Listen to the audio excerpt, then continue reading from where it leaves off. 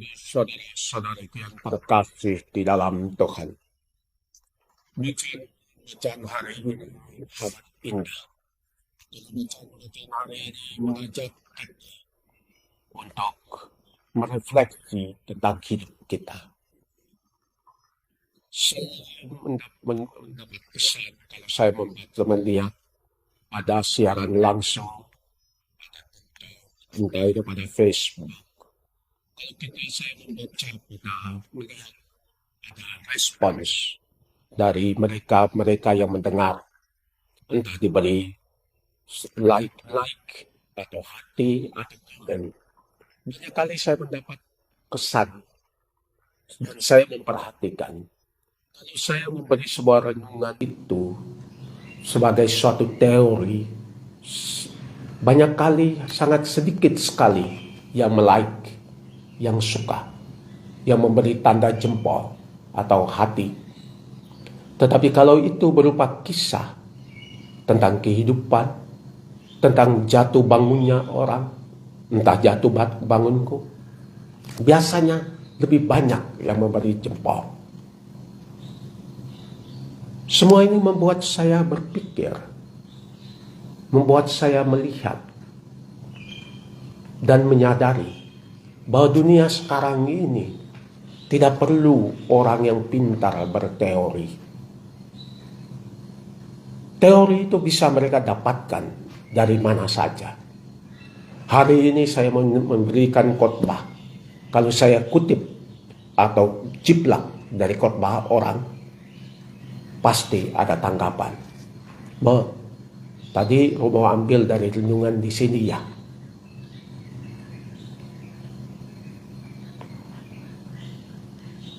Dunia sekarang membutuhkan orang-orang yang orisinil.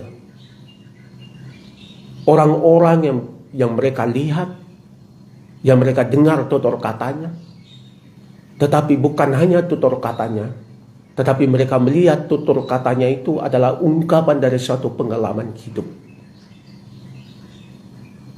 Sehingga katanya itu bukan lagi menjadi katanya, tetapi pengalaman.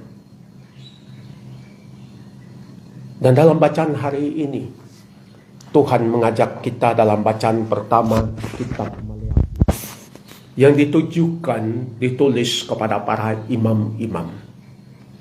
Jangan hanya pikir bahwa dia hanya menulis untuk saya sebagai seorang imam, tetapi juga untuk semua orang yang dianggap sebagai pemimpin dan kepada semua orang yang namanya Katolik. Tugas kita semua, bukan hanya saya, tapi tugas kita semua melalui permandian kita diangkat imam, raja, dan nabi. Makanya bacaan ini bukan hanya ditulis buat saya, tetapi buat kita semua. Bacaan ini mengkritik imam-imam yang hanya ngomong tentang teori. Demikian juga dalam bacaan Injil hari ini. Kita mendengar bagaimana Yesus bilang kepada para muridnya, dengarkanlah nasihat mereka, tapi jangan ikuti teladan mereka. Jangan ikuti teladan mereka. Dunia sekarang memerlukan orang-orang yang punya integritas diri. Integritas dalam berkata, tetapi juga dalam bersikap. Sebelum kita mendengar bacaan Injil, biasanya sesudah dibacakan Injil, Tuhan sertamu, inilah Injil suci menurut Santo Matius, lalu kita jawab, dimuliakan Tuhan, sembari membuat tanda salib pada dahi, pada bibir, dan pada hati kita. Tahukah Bapak Ibu, apa maksud dibuat tanda salib itu? Maksudnya supaya bacaan yang kita dengarkan itu kita laksanakan dalam pikiran, dalam mulut kita, tetapi juga dalam hati kita. Kita minta semoga Tuhan menyelaraskan pikiranku, mulutku, hatiku dengan sabda Tuhan. Makanya tidak gampang memberi khotbah. Khotbah tentang hidup, khotbah tentang kesaksian, khotbah tentang pergulatannya, tentang perjuangannya, tentang jatuh bangun seseorang di dalam menapaki jalan iman dan panggilannya. Tidak gampang.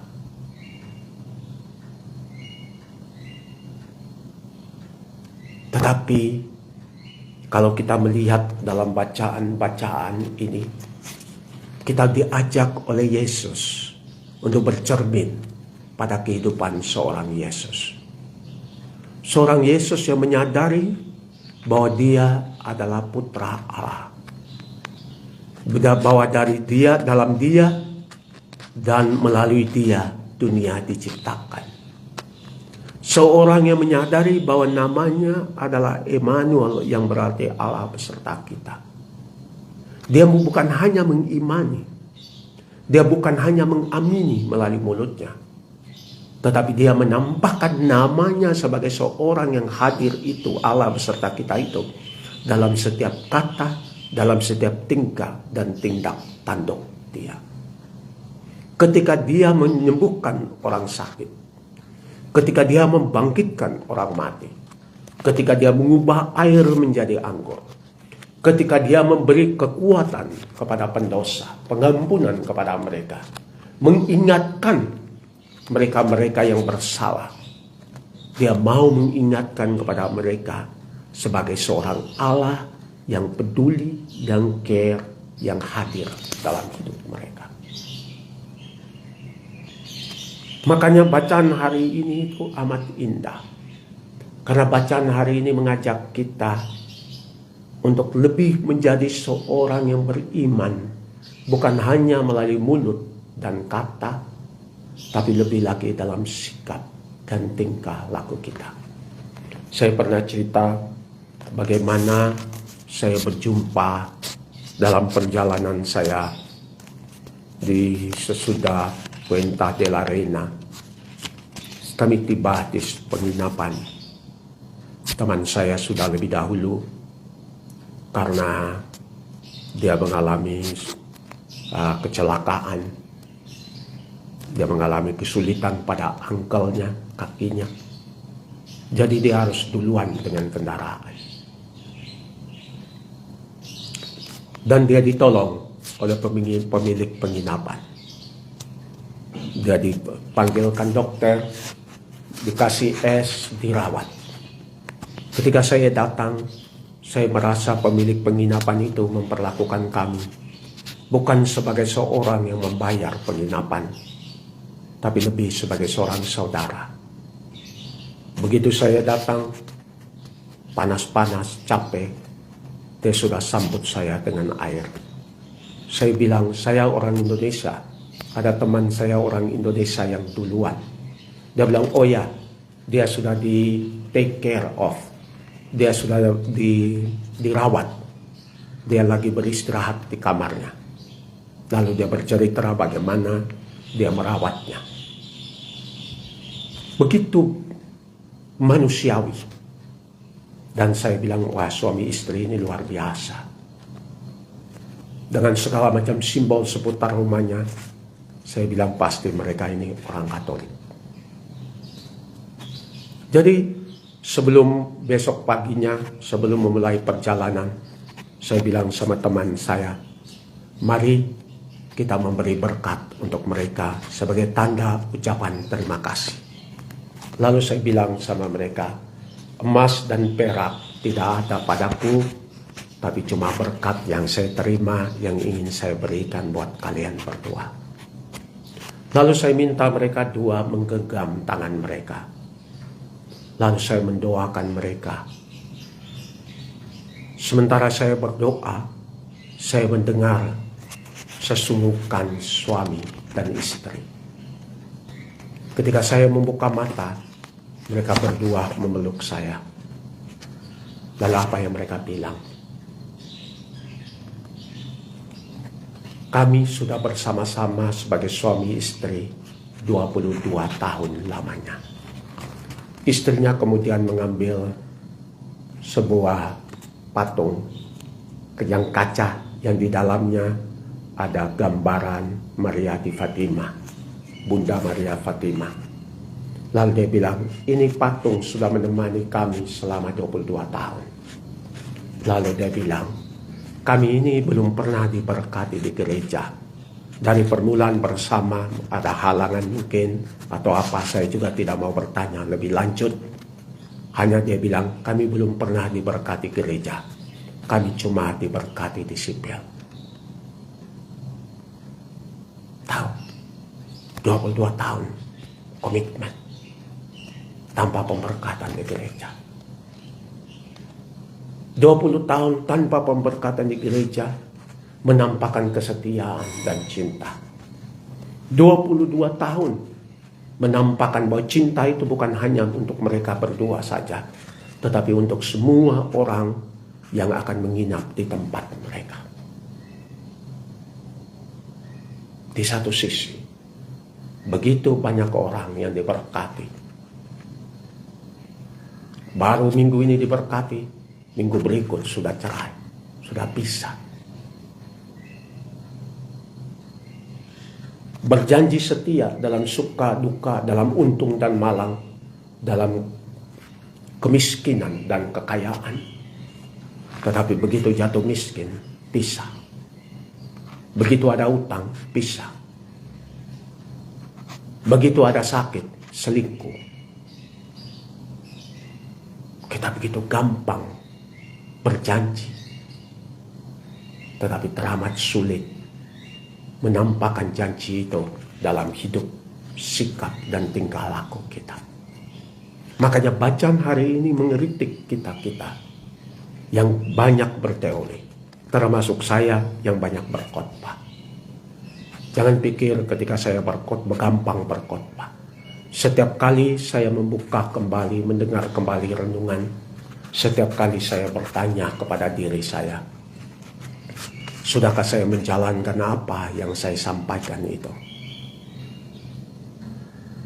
Makanya hari ini kita diajak untuk kembali melihat pada diri kita, tetapi menyadarkan lagi sekali lagi bahwa masing-masing kita telah diberkati dan diurapi oleh Tuhan. Untuk menjadi apa? Untuk menjadi berkat.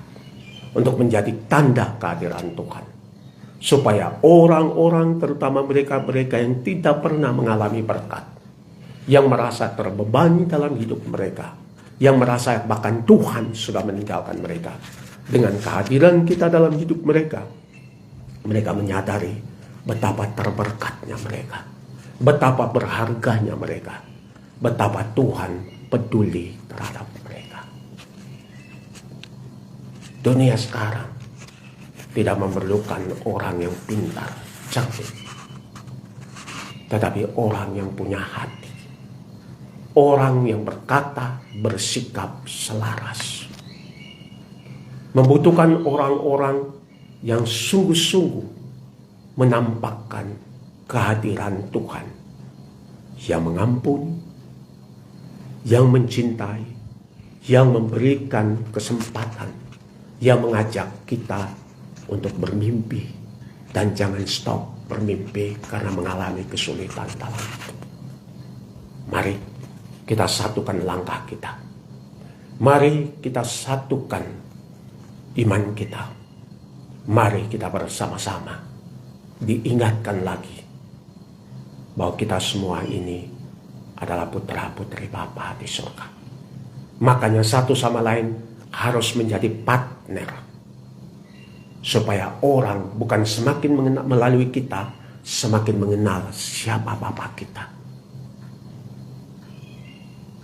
Semoga Tuhan memberkati kita semua.